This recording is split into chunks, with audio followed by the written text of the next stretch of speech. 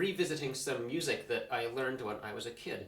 For example, Beethoven's Piano Sonata No. 2 is one of the earliest Beethoven sonatas that I learned. I remember practicing this quite a bit when I was 9 years old, or 10, maybe 11, but I don't think I touched it at all during my teens, and I definitely didn't play it at all during or even after college until now, so it's been a good long while. Coming back to it now, after all these years, I found that I could remember almost all of the notes, but I had very little corresponding muscle memory or fingering memory. And I figured I'd share some observations from revisiting old territory, specifically the recurring upward A major arpeggios in the rondo movement.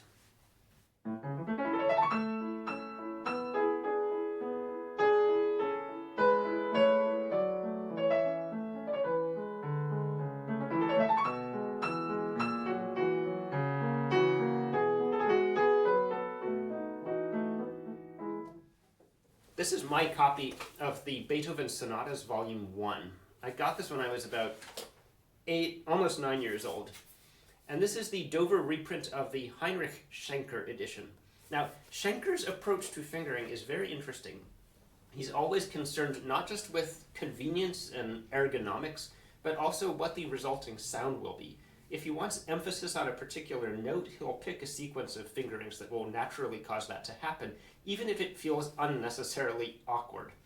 For example, there's a moment in the fugue movement of the Hammerklavier Sonata where he uses the second finger twice in a row to force you to delineate between two phrases.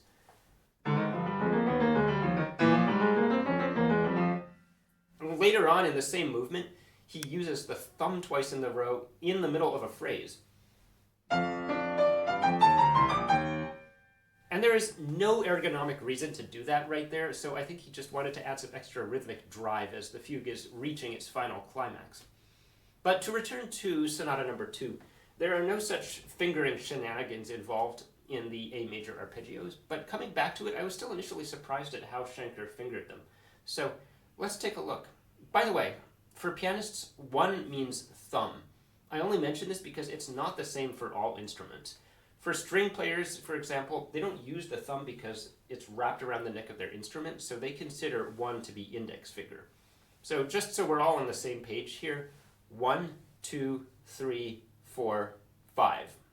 If you do an internet search on how to finger an A major arpeggio going upward in the right hand, everyone says 1, 2, 3, 1, 2, 3, and end on 5. But they're talking about putting the thumb on the A. What if you have the thumb on the E, which is how it's fingered here? And you want the thumb on the E in this context, partly because a lot of the E's land on the beat, and so you want that natural emphasis there. But more to the point, the topmost note of all of these arpeggios in this sonata movement is an E, and so that's likely going to be played by the pinky. And the best way of setting that up is to have the thumb play the E an octave below that. And for any given note that is played by the thumb, the best way to set that up is to play the note an octave below that, also with the thumb. And so there you have kind of a proof by mathematical induction that every E below the top one needs to be played by the thumb. Anyway, let's take a look at one block of notes from E to E. Lowest note is obviously going to be played by the thumb, uppermost note by the pinky. 2 is the obvious choice for A. And then for the C sharp, it's kind of a toss-up between 3 or 4 if all you're looking at is which finger is closest to that key. If you play it with 3, you end up with an awkward stretch between 2 and 3, and if you play it with 4, you have an awkward stretch between 4 and 5. Most people will find it more comfortable to play it with 3, so you will usually see this chord fingered 1, 2, 3, 5. But we're not looking at a chord in this context, we're looking at an arpeggio, and it doesn't end after only 4 notes, it keeps going.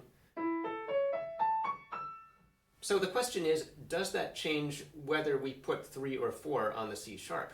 Now, usually when you have a flashy swoop maneuver like this, you expect to see a simple repeating pattern from beginning to end to reduce cognitive load. So you'd expect this to be either 1, 2, 3, 1, 2, 3 all the way up, or 1, 2, 4 all the way up.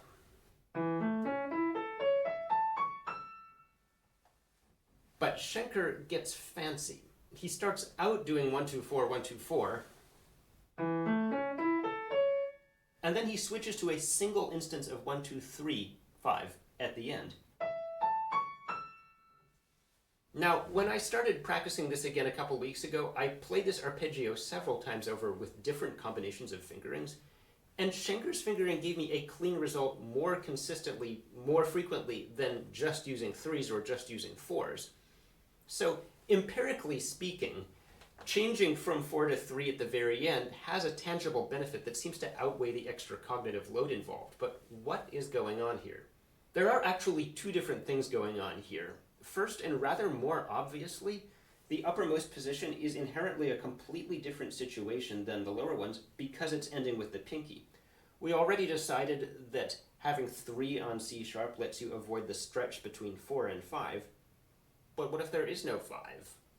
Then 4 will let you minimize hand stretching overall. Now, what if you were going to end the arpeggio with a 1 instead of a 5? Then it might make sense to use 4 all the way up. And maybe that's a valid fingering idea if you wanted to land with the extra energy of the thumb at the top. But as long as you're planning to end with the pinky, then it makes total sense that you would switch up at the very end. And by using 4 and then switching to 3, you're actually getting the best of both worlds in terms of minimizing hand stretching. But I didn't consider this initially because I was hung up on thinking about the implications for the thumb. If you put 4 on C sharp, the thumb has to reach way under your hand like this to get to its next note, whereas if you have 3 on C sharp, the thumb is closer to its target. So I figured 3 would be way less awkward, and yet I kept tripping when I used 3. Actually, that hand angle is not a disadvantage at all. In fact, you have to do the same amount of hand rocking back and forth at the keyboard regardless of whether you pick 3 or 4. You see, if you have 4 on C sharp, then yes, the thumb will have to reach further under your hand, but once the thumb plays, you're going to have to reach back for the next C sharp, and you'll have further to go if you're reaching with 3 than with 4. And so the change in hand angle about the vertical axis, call it delta theta, ends up being the same for 3 and 4. It's just that with 4, the mean theta value is going to be greater. Is that a bad thing? Only if you have your arm stuck over here. If you let your arm drift outward a little bit, then not only do you lessen that bend in the wrist, but now you're effectively leading the hand up the keyboard with the natural momentum of your arm. And that takes less effort than having your arm stuck over here and leading it with the hand. And so you actually get an added advantage, not directly from using 4 on C sharp, but from orienting your hand and arm in such a way that 4 is going to be closer to C sharp. And this just underscores how important it is to think not only about what the fingers are doing, but what the rest of the hand is doing and what the rest of the arm is doing, and by extension really your whole body. The wrist bone connects to the knee bone, or however that song goes.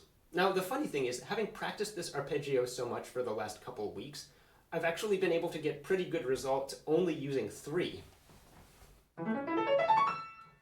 Or only 4. And this raises the question, is this hyper-optimization of starting with 4 and switching to 3 really worth it? Well, Josef Hoffmann says that his teacher, Anton Rubinstein, who is not to be confused with Arthur Rubinstein, Anton Rubinstein once told Hoffmann, "Play it with your nose, but make it sound well." At the end of the day, if you could play an arpeggio like this smoothly and quickly with only 1 finger, then you do you. Just whatever you pick, make sure that you get really good at it. And I really enjoyed exploring the rationale behind Schenker's fingering, so I think I'm going to stick with this. Hope you enjoyed this technical analysis, and I will see you in the next video. I'm Ben, signing off.